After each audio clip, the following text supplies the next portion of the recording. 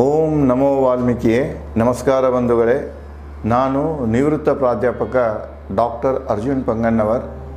ಹೇ ಸೀತಾರಾಮ್ ವಾಹಿನಿಯ ವಾಲ್ಮೀಕಿ ರಾಮಾಯಣ ಅಂದು ಇಂದು ಚಿಂತನ ಕಾರ್ಯಕ್ರಮದ 310ನೇ ಸಂಚಿಕೆಗೆ ತಮ್ಮೆಲ್ಲರಿಗೂ ಸ್ವಾಗತ.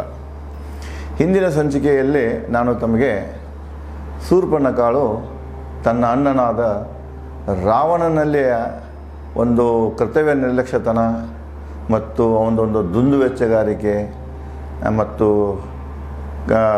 ಕಾಮದ ತೃಷೆಗಾಗಿ ಅಲ್ಲಾಡುವಂಥ ಸ್ವಭಾವ ಇವೆಲ್ಲ ನೋಡಿಕೊಂಡು ಅವಳು ಅವನ ಒಂದು ಕರ್ತವ್ಯಚ್ಯುತಿಯನ್ನು ಹೀಯಾಡಿಸ್ಲಿಕ್ಕೆ ಶುರು ಮಾಡ್ತಾಳೆ.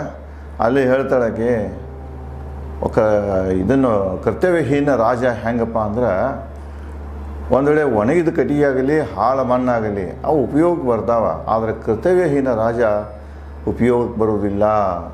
ಪ್ರಜೆಗಳ ಬಗ್ಗೆ ಆಗು ಹೋಗುಗಳ ಬಗ್ಗೆ ನಿರ್ಲಕ್ಷ್ಯತನದಿಂದ ಇರಿದಂಥ ರಾಜ ಯಾವುದಕ್ಕೂ ಉಪಯೋಗ ಇಲ್ಲ ಅಂಥೇಳಿ ಅಣ್ಣನ್ನು ಹೇಳಿಸ್ತಾಳೆ.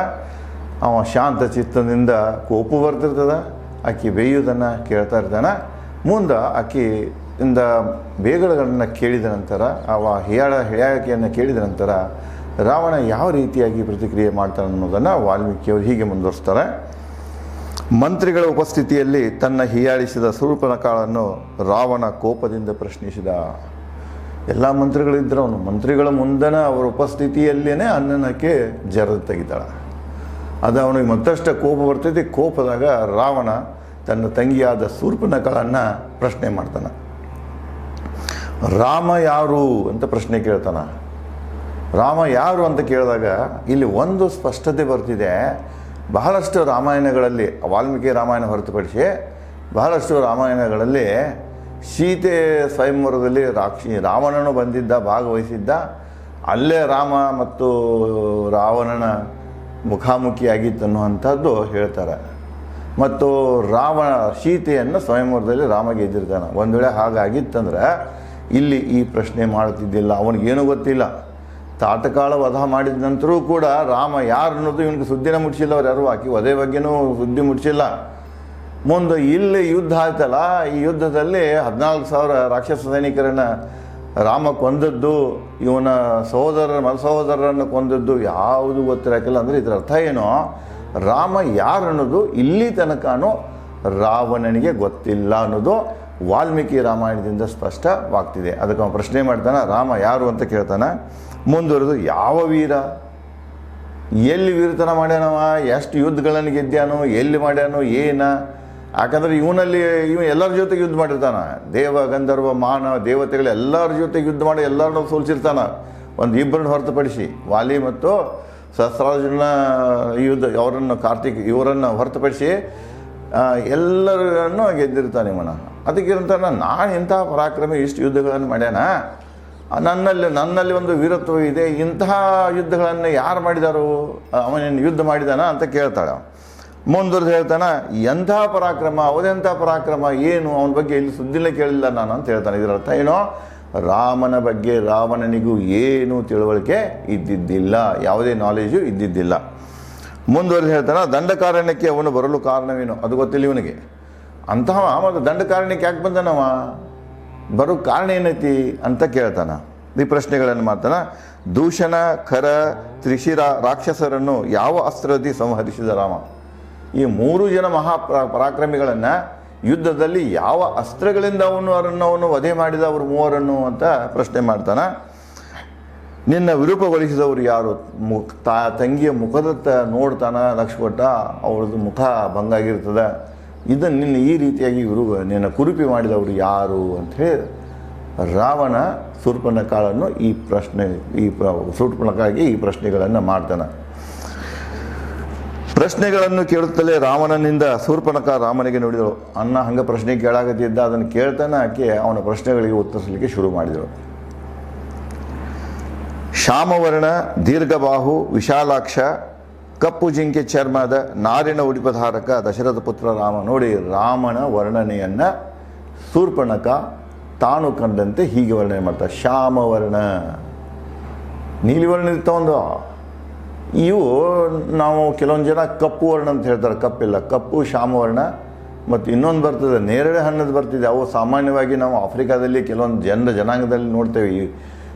ನಮ್ಮಲ್ಲಿ ಏನಿದೆಲ್ಲ ಇದು ನಾವು ಕಂದು ಬಣ್ಣ, ಶ್ಯಾಮ ಬಣ್ಣ, ನೇರಳೆ ಬಣ್ಣ, ಕಪ್ಪು ಬಣ್ಣ ಈ ವ್ಯತ್ಯಾಸ ಇವೆ.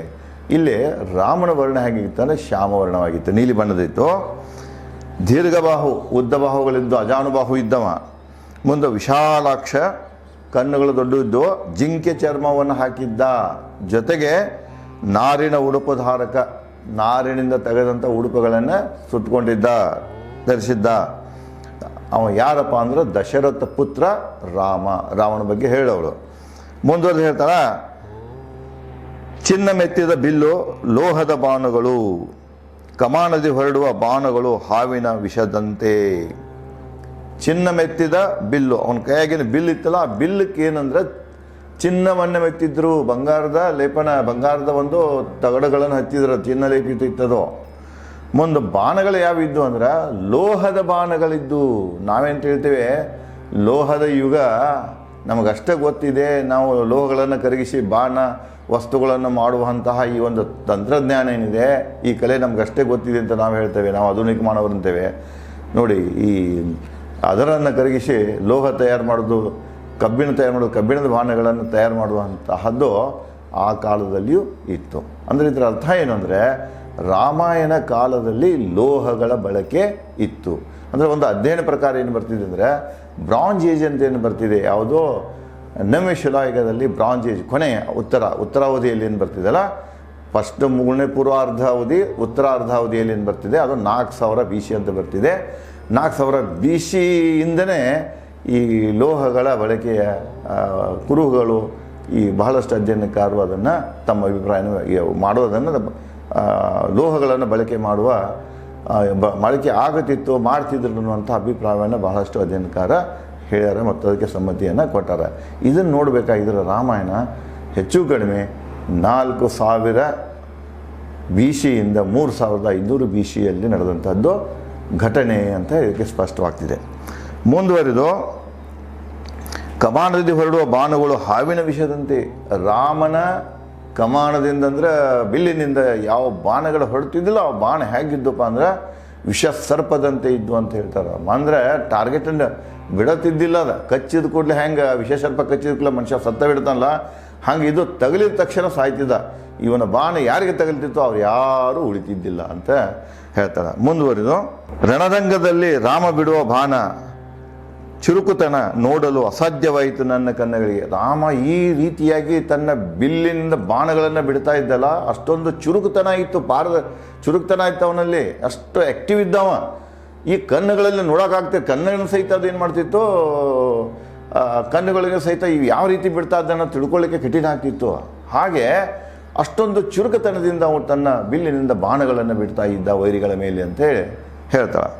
ಮುಂದುವರಿದು, ರಣರಂಗದಲ್ಲಿ ರಾಕ್ಷಸ ಸೇನವನ್ನು ರಾಮ ನಾಶಪಡಿಸಿದ.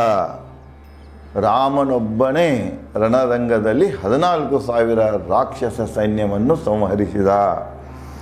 ಮುಂದುವರೆದು ಹೇಳ್ತಾನ, ಆಲೇಕಲ್ಲು ಮಳೆಗಾಳಿ ಬೆಳೆ ನಾಶ ಮಾಡಿದಂತೆ ಇವರನ್ನು ಹೇಗೆ ಹೊಡಿತಾನಪ್ಪ ಅಂದ್ರೆ, ಯಾವ ರೀತಿ ಆಲೇಕಲ್ಲು ಬಿದ್ದು ಕೂಡಲೇ ಕೆಳಗಿನ ಬೆಳೆ ನಾಶ ಆಗಿ ಹೋಗ್ತದಲ್ಲ, ಇವನ್ನ ಬಾಣಗಳು ಆಲೇಕಲ್ಲದಂತೆ ಅಪ್ಪಳಿಸಿದಾಗ ಆ ಬೆಳೆ ಯಾವ ರೀತಿ ನಾಶ ಆಗಿತ್ತು, ಹಾಗೂ ರಣರಂಗದಲ್ಲಿದ್ದಂಥ ಈ ಎಲ್ಲ ರಾಕ್ಷಸ ಶೂರರು ನಾಶ ಹೊಂದಿದರು. ಪಾದದಳ 14,000 ರಾಕ್ಷಸರನ್ನು ರಾಮನೊಬ್ಬನೇ ಸಂಹರಿಸಿದ. ಈ 14,000 ರಾಕ್ಷಸರು ಕಾಲ್ದಳ ಇತ್ತದು, ಪಾದದಳ ಅಥವಾ ಕಾಲ್ದಳ. ಆ ಕಾಲ್ದಳದ ಸೈನ್ಯ ಏನಿತ್ತಲ್ಲ 14,000, ಆ 14,000 ರಾಕ್ಷಸ ಸೈನ್ಯವನ್ನು ರಾಮನೊಬ್ಬನೇ ವಧೆ ಮಾಡಿದ. ದೂಷಣ ತ್ರಿಶಿರ ಖರನನ್ನು ನಾಶಪಡಿಸಿದ.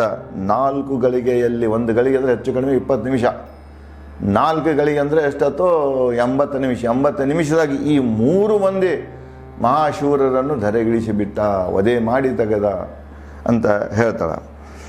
ದಂಡಕಾರಣ್ಯ ಋಷಿಮುನಿಗಳ ನೆಮ್ಮದಿಗಾಗಿ ಮಾಡಿದ ಯುದ್ಧ. ರಾಮ ಯಾಕೆ ಯುದ್ಧ ಮಾಡಿದಪ್ಪ ಅಂದರೆ, ಯುದ್ಧ ಕಾರಣ ಅಂದ್ರೇನು, ನಮ್ಮ ರಾಕ್ಷಸ ಜನ ಅವ್ರಿಗೆ ಏನು ತೊಂದರೆ ಕೊಡ್ತಿದ್ರು ಋಷಿಮುನಿಗಳಿಗೆ, ಜನಸಾಮಾನ್ಯರಿಗೆ, ಅವರನ್ನು ಈ ರಾಕ್ಷಸರ ಉಪದ್ರದಿಂದ ಮುಕ್ತಿಗೊಳಿಸುವುದಕ್ಕಾಗಿ ರಾಮ ರಾಕ್ಷಸರ ಜೊತೆಗೆ ಯುದ್ಧ ಮಾಡಿದ.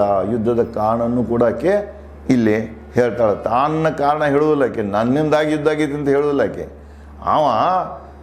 ಇವರು ಋಷಿ ಮುನಿಗಳ ಬೆನ್ನತ್ಕೊಂಡು ಅವರ ರಕ್ಷಣೆಗಾಗಿ ಯುದ್ಧ ಮಾಡಿ ರಾಕ್ಷಸರನ್ನು ಸಂಹಾರ ಮಾಡಿದಂತ ಹೇಳಿ ಅನ್ನನ ಮತ್ತಷ್ಟು ಅನ್ನನಲ್ಲಿ ಮತ್ತಷ್ಟು ಕೋಪವನ್ನು ಹೆಚ್ಚು ಮಾಡ್ತಾಳೆ.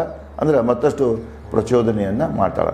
ಇದೇ ರೀತಿ ಆಕೆ ಯಾವ ಶಬ್ದಗಳನ್ನು ಬಳಸಿ ತನ್ನ ತಂತ್ರಜ್ಞಾನದ ಮೂಲಕ ಅಥವಾ ತನ್ನ ಒಂದು ಆಲೋಚನೆಗಳ ಮೂಲಕ ರಾಮನ ವಿರುದ್ಧ ಯುದ್ಧ ಮಾಡಲು ಪುಸಲಾಯಿಸ್ತಾಳೆ ಅನ್ನೋದನ್ನು ನಾನು ತಮಗೆ ಮುಂದಿನ ಸಂಚಿಕೆಯಲ್ಲಿ ಮುಂದುವರಿಸುತ್ತೇನೆ. ಧನ್ಯವಾದಗಳು.